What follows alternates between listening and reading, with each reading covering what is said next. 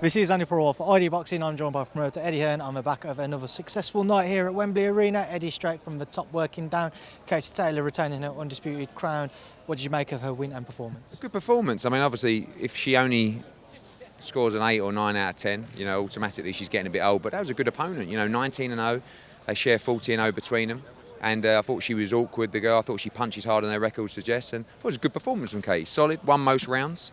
And yeah, on we go. And obviously you heard from everybody, Ireland's next, and we can't wait. Speaking to a couple of people in my post-fight interviews have suggested maybe it was a bit of she just performed above Taylor-Carabajal in terms of doing what she needs to do to win, but is she also potentially on the decline? It's hard to say that after a career best performance against Serrano. You know, they said that going into Serrano. I think Katie Taylor performs above the level of opposition all the time. If that's Serrano, you know, if that's Pursuit, if that's Carabajal.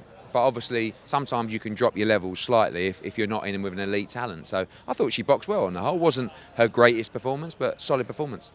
Jordan Gill losing to Kiko Martinez. Just get your thoughts on what's another stunning win for Kiko. Yeah, I mean, he's unbelievable. You know, I going in, I saw that someone told me he was 4-1 or something to win the fight, and I thought I felt that it was a 50-50 fight.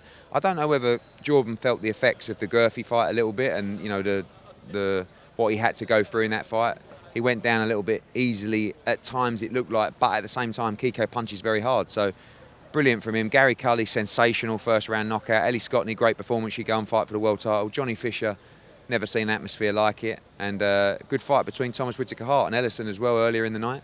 And good wins for John Hedges and Jordan Reynolds. For Kiko, you said you wouldn't mind the Mauricio Lara fight next.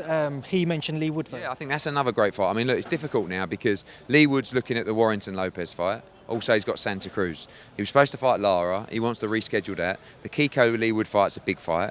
Mauricio Lara against Kiko Martinez is a big fight as well. So we've got some great fighters at 126 pounds, and there's some great fights to be made. Is Wood Santa Cruz likely next? It's been ordered, you know, but it's a 75-25 split. Well, I think it's outrageous, to be honest with you. But we're talking to the PBC, and we'll see where we get to on it. Just mentioning Gary Cully there, earlier this week I asked you about Maxi Hughes' potential fight. Would it be fair to give Maxi that fight because he's obviously been after a big fight and a payday for some time, and no disrespect to Gary Cully? Only if he gets a payday for Gary Cully, you know, which we can work towards. But I think there's other options for both guys, but that could be a good fight down the line. Johnny Fisher, for as good as he looks, I'm sure a lot of people want to see him stepped up now, Eddie. It was though, you know, he's had 6 fights and he's had 1 amateur fight. That guy just boxed David Adelaide, who's supposed to be, you know, this big prospect with good amateur pedigree as well. He went 5 rounds with Adelaide. I think he won 2 rounds against him. I mean, you know, but he bulldozed him, and he's improving a lot. He's getting great sparring, great support, and you know that was supposed to be a step up. Now, when you're matchmaking, obviously you need to go to the next level. Jermaine Franklin here tonight, obviously getting ready for Dillian White. What did you make of seeing him? Tired because he just got off a plane for like 10 hours, and I think he was jet lagged all over the place. But good for him to experience this because a lot of fighters will just come here for the first time, see the atmosphere. That's going to be a massive card November 26th. You know, we've got Jermaine Franklin against Dillian White, Fabio Wardley against Nathan Gorman, Craig Richards against Bolotnick, Sandy Ryan against Rodriguez. Johnny Fisher's going to be added to that card, it looks like, as well. So it's going to be a big night at Wembley. 3 shows on that weekend, obviously. Ryder Parker on it, and then on the Sunday you have Adam Azim and Ryland Charlton. It's becoming kind of a norm now, Eddie, but it's not necessarily a good thing. Is there any way around? I mean, there was nothing tonight other than us, which was good. Makes a change. Next week we've got Abu Dhabi. I don't know if there's UK shows next week, is there? No, so it's a massive show for us in Abu Dhabi. And then, yeah, it's just unfortunate. Sometimes the problem really, Andy, is venues. You know, we were going to take the O2 November 26th for Dillian White, but obviously Frank had it, so we came here. You know, I think that obviously it's a Sunday, so there's a clash. There's been clashes before, there'll be clashes again. Mentioning AJ White as well throughout this week, is there any risk at all that the teams are looking beyond Jermaine Franklin? Jermaine Franklin's loving life. He's thinking, he says, we've studied Dillian White.